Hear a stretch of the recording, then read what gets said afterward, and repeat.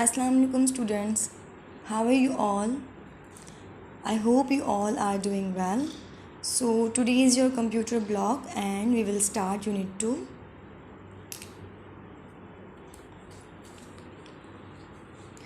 Today we will follow hash 13. Your today's classwork is read and explain page number 9 till 11. And the next thing is do check your progress page number 11.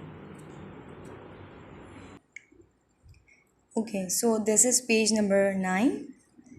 Your today's chapter is chapter number 2, input and output devices. And in this chapter we will learn about input devices and output devices. Input devices और output devices के बारे में आपने grade 3 में भी पढ़ा होगा. Grade 4 में इस चैप्टर में आप डिटेल में इनपुट और आउटपुट डिवाइसेस के बारे में पढ़ेंगे. ठीक है. बेसिकली चैप्टर के स्टार्ट में मैं आपको थोड़ा सा इंट्रोडक्शन दे देती हूँ इनपुट डिवाइसेस और आउटपुट डिवाइसेस का. इनपुट डिवाइसेस वो डिवाइस होती हैं जिसके ज़रिए आप कंप्यूटर के अंदर डेटा को एंटर करते हैं और आउटपुट डिवाइसेस के ज़रिए आप प्रोसेसिंग के बाद उसका रिज़ल्ट देख सकते हैं. अब हम चैप्टर की तरफ आते हैं.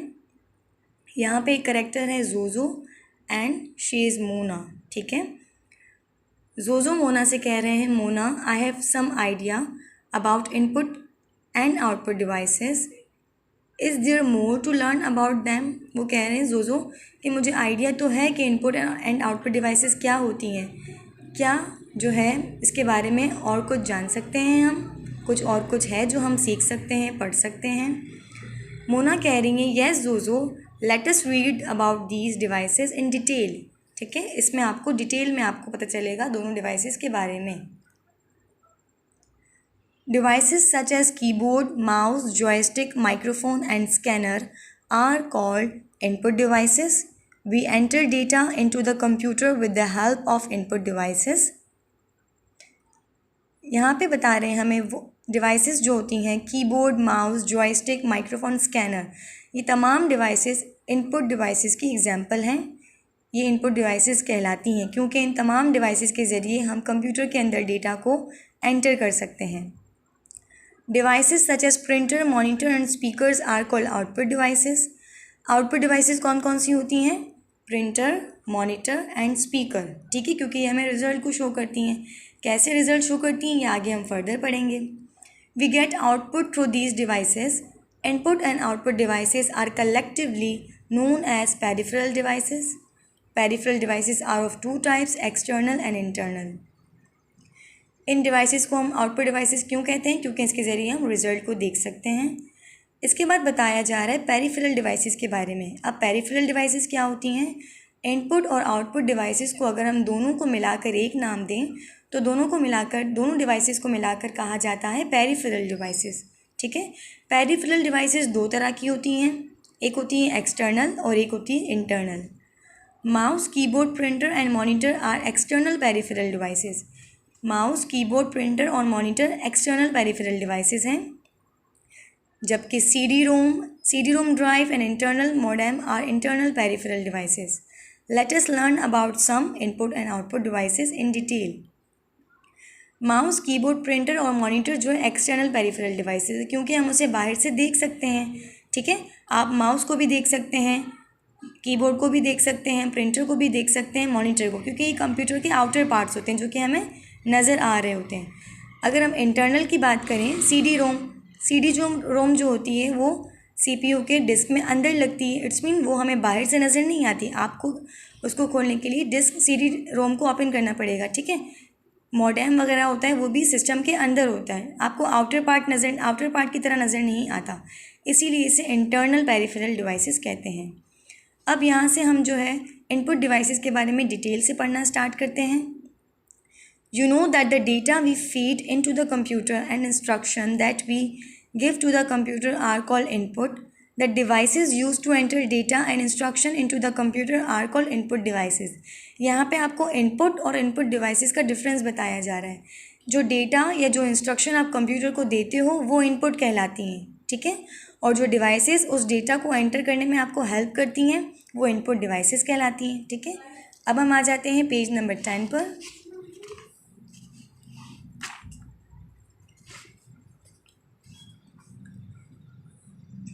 You have already learned about some input devices in earlier classes. Can you name them? Let us learn about some more input devices. बताया जा रहा है कि आपने ग्रेड 3 में भी जो इनपुट डिवाइसेस के बारे में पढ़ा होगा। क्या कुछ आपको इनपुट डिवाइसेस के नाम याद हैं? आपको आई थिंक याद ही होंगे, ठीक है। कुछ एक दो डिवाइसेस के नाम तो आपको याद ही होंगे, जैसे कि इनपुट डिवाइसेस में आ जाता है mouse, keyboard and many more, ठीक है। माउस कीबोर्ड तो बहुत बेसिकली हैं, जो कि आपने उस पर काम भी किया है और आपको उसके बारे में पता भी होगा। यहाँ से जो है हमारे पास एग्जाम्पल्स शुरू हो जाती हैं कि कौन कौन सी इनपुट डिवाइसेस कहलाती हैं। नंबर फर्स्ट पे आपके पास है जॉयस्टिक। ये पिक्चर भी बनी हुई है आपके पास जॉयस्टिक की, ठीक है। The joystick is a pointing device. It is mainly use to play games on a computer. The joystick consist of a stick that can be rotated in different directions to control the movement of the objects on the computer screen. joystick एक pointing device है, ठीक है। Basically जो है ये आपके पास video games वगैरह play करने में आपको हेल्प आउट करती है, ठीक है। ये एक स्टिक की तरह होती है, आप देख सकते हैं, और जो इसकी डायरेक्शन है वो आप जिस तरफ चाहें आप इसको मूव कर सकते हैं और वो आपकी स्क्रीन पे भी मूव हो सकता है, ठीक है।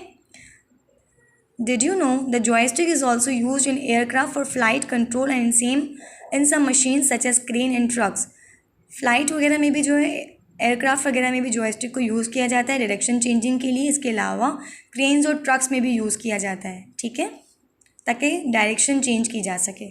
ट्रैक बॉल की बात करते हैं। ट्रैक बॉल क्या होता है? आपने ये देखा होगा, माउस पे आप वर्क करते हैं, सेंटर में जो ये बॉल होता है जिससे आप लोग अगर टच भी करते हैं तो वो आपको रोटेट हुआ नज़र आता है, इसे कहते हैं ट्रैक बॉल, ठीक है। A track ball look like an upside down side mouse. आपको माउस के ऊपर भी नज़र आता है, नीचे भी नज़र आता है। अब कुछ इस तरह के माउस भी आ गए जिसमें ट्रैक बॉल नहीं होता, लेकिन जो पहले माउस आया करते थे उसमें उन सब माउस में ट्रैक बॉल हुआ करता था। Unlike the mouse, the track ball remains stationary. It has a ball that is rotated to move the cursor on the screen. जब हमें स्क्रीन को मूव करना होता है हम माउस को क्या करते हैं? ड्रैग करते हैं। लेकिन जिन माउस में ट्रैक बॉल होता है तो आप ट्रैक बॉल के ज़रिए भी कर्सर को मूव कर सकते हैं, ठीक है। यहाँ पे आ रहा है, did you know the first track ball was invented by Tom Cranston. जो पहला ट्रैक बॉल था वो किसने इन्वेंट किया था? टॉम क्रैंस्टन ने एंड फ्रेड लॉन्गस्टफ, ठीक है, इन 1952 में. The track ball was invented 11 years before the invention of mouse. यानी कि माउस तो 11 सालों के बाद जो है वो इन्वेंट किया गया था, ट्रैक बॉल उससे 11 साल पहले इन्वेंट हो गया था. Now days many mobile phones also use track ball. Mobile with a track ball, ठीक है, ये देखें इस तरह के मोबाइल में भी ट्रैक बॉल यूज़ होता है, ठीक है। लेकिन अब तो स्मार्टफोन ज़्यादा लोग प्रेफर करते हैं, इस तरह के मोबाइल भी बहुत कम मिलेंगे आपको। इसके बाद हम आ जाते हैं टच पैड पे। ये भी एक इनपुट डिवाइस है, ठीक है, क्योंकि इसके ज़रिए भी आप डेटा एंटर कर सकते हो। लैपटॉप वगैरह में आपको ये ज़्यादा नज़र आता है, आपने देखा होगा अगर आप लोगों ने लैपटॉप यूज़ किया है तो लैपटॉप में आपको अलग से माउस आप चाहें तो आप वायर के ज़रिए अटैच भी कर सकते हैं, और अगर आप चाहें तो जो उसमें इस तरह का टच पैड होता है, ठीक है, ये देखिए माउस में 2 बटन होते हैं, वो 2 बटन ये रहे, और ये टच पैड है जिसके ज़रिए आप कर्सर को रोटेट कर सकते हैं, ठीक है।